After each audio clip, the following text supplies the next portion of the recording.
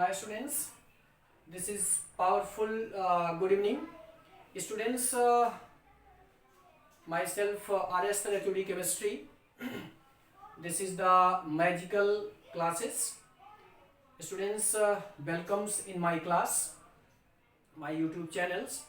Students, this is the topic related to all the competitions and also the class 9th and all students were related to the chemistry. Okay.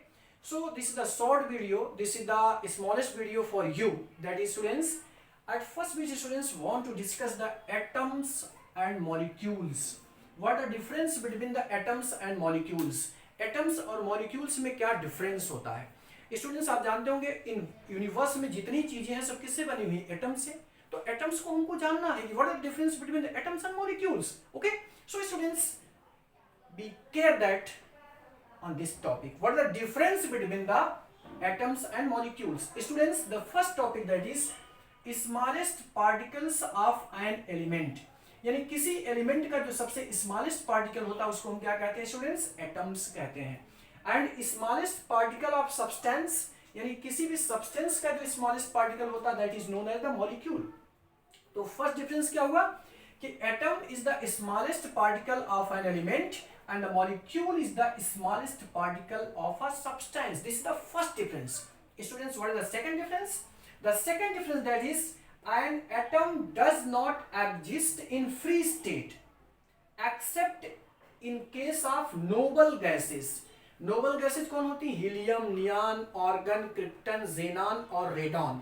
ये noble gases होती हैं, ये free state में होती हैं. लेकिन इसके अलावा जितने भी एटम्स होते हैं वो कभी भी फ्री स्टेट में नहीं होते हैं. तो सेकंड क्या हुआ कि N atom does not exist in free state, यानी फ्री स्टेट में नहीं पाए जाते हैं. किसके अलावा? नोबल गैसेज के अलावा. नोबल गैसेज कौन है? Helium, neon, krypton, argon, xenon. ये इनर्ट गैसेज हैं, ये फ्री स्टेट में होती है. इसके अलावा जितने भी होती है कोई फ्री स्टेट में नहीं होता है. But molecule exist in the free state in nature. लेकिन मॉलिक्यूल्स क्या होते हैं नेचर में? फ्री स्टेट में होते हैं. जैसे N2, O2. जैसे स्टूडेंट्स हमने लिख दिया O, ये O क्या है? ऑक्सीजन का एटम है. अगर हमने लिख दिया O2, इसका मतलब ऑक्सीजन का क्या हो गया? मॉलिक्यूल हो गया. अगर हमने लिख दिया N, इसका मतलब ये नाइट्रोजन का एटम है. और अगर हमने लिख दिया N2, इसका मतलब ये नाइट्रोजन का क्या होगा? मॉलिक्यूल हुआ. तो मॉलिक्यूल नेचर में फ्री एग्जिस्ट होते हैं, जबकि एटम्स जो है इनर्ट गैसों के अलावा, नोबल गैसों के अलावा फ्री स्टेट में नहीं होते हैं. थर्ड क्या पॉइंट है? Shape of an atom is either spherical और एग शेप्ड. यानी एटम का जो शेप होता है या तो स्फेरिकल हो सकता है या तो एग शेप्ड हो सकता है. लेकिन molecule can adopt many shape. Molecule का कुछ भी शेप हो सकता है. ये पिरामिडल भी हो सकते हैं, ये स्फेरिकल भी हो सकते हैं, ये बाई पिरामिडल भी हो सकते हैं, ये टेट्रागोनल हो सकते हैं, पेंटागोनल हो सकते हैं. Means there are different structure. तो इनका कोई भी एडॉप्ट शेप अडॉप्ट कर सकते हैं, जबकि इनका या तो स्फेरिकल होगा या तो एग शेप्ड होता है. ठीक स्टूडेंट्स, फोर्थ डिफरेंस क्या है?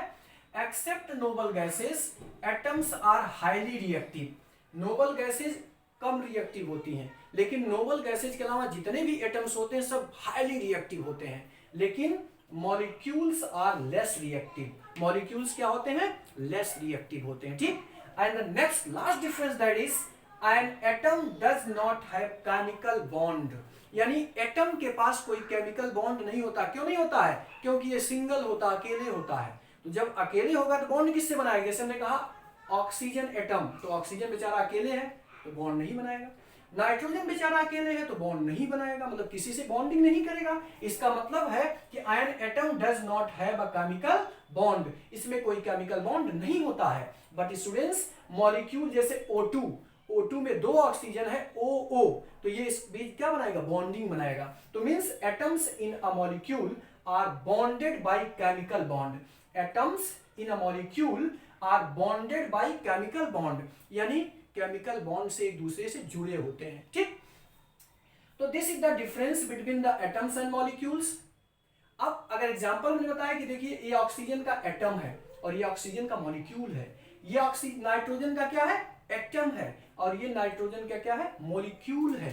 अगर हमने लिख दिया जैसे सपोज दैट Cl, ये क्लोरीन का क्या है? एटम है. और अगर हमने यहाँ लिख दिया Cl2, इसका मतलब क्लोरीन का क्या हो गया? मॉलिक्यूल हो गया. Okay, so this is the topic, this is the most important topic for competition and other examinations, and this is special for class 9th. What is the difference between atom and molecules? And this question is related to also the class 11th. Class 11th में भी topic है. So maybe all of you understand what is the difference between the atoms and molecules. And one smallest topic that is related to this topic, students, that is the atomicity. So all of you look here and try to understand what is the atomicity.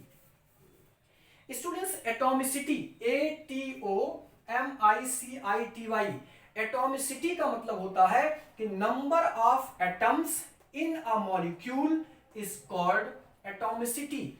यानी एक molecule में जितने atoms present होते हैं उन्हीं atoms के number को हम क्या कहते हैं स्टूडेंट्स? एटॉमिसिटी कहते हैं. एटॉमिसिटी का मतलब कि number of atoms in a molecule is called atomicity. यानी एक एटम में जितने भी, एक मॉलिक्यूल में जितने भी एटम्स प्रेजेंट होते हैं that is known as the atomicity. तो number of atoms in a molecule is called atomicity. जैसे अगर हम आपसे पूछें N2, अगर आपसे पूछा जाए कि atomicity of N2, atomicity of N2 कितनी होगी भाई? जरा बताइए, इसमें नाइट्रोजन के कितने एटम हैं? 2. इसका मतलब इसकी एटॉमिसिटी कितनी हो गई? 2 हो गई. अगर हम आपसे पूछें कि एटॉमिसिटी ऑफ मीथेन, मीथेन का फॉर्मूला क्या होता है? CH4. अब अगर स्टूडेंट्स इसकी एटॉमिसिटी पूछा जाए कितनी होगी?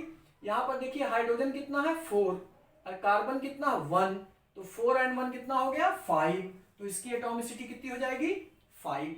अगर हम नेक्स्ट एग्जांपल लें, सपोज दैट हमने पूछ दिया what is the atomicity of carbon dioxide.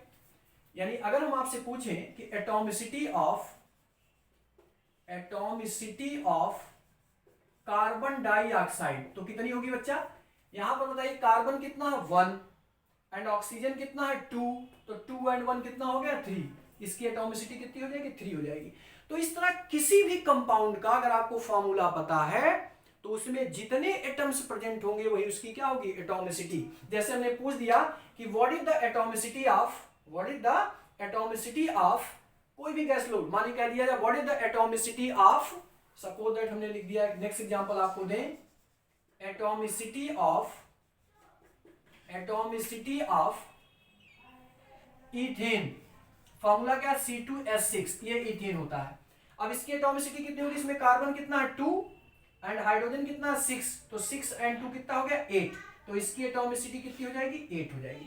तो मींस नंबर ऑफ एटम्स, यहां लिखा गया है कि number of atoms in a molecule is called the atomicity. यानी किसी भी मॉलिक्यूल में जितने एटम्स प्रेजेंट होंगे वही उसकी क्या? एटॉमिसिटी होगी. अगर हमसे कह दिया ओजोन, अगर हम एक एग्जांपल और दें कि एटॉमिसिटी ऑफ ओजोन कितनी होगी? एटॉमिसिटी ऑफ ओजोन, ओजोन का फॉर्मूला क्या होता है स्टूडेंट्स? O3. अब इसकी एटॉमिसिटी कितनी होगी? 3 होगी. क्यों? क्योंकि इसमें ऑक्सीजन के कितने? 3 हैं, एटम्स हैं.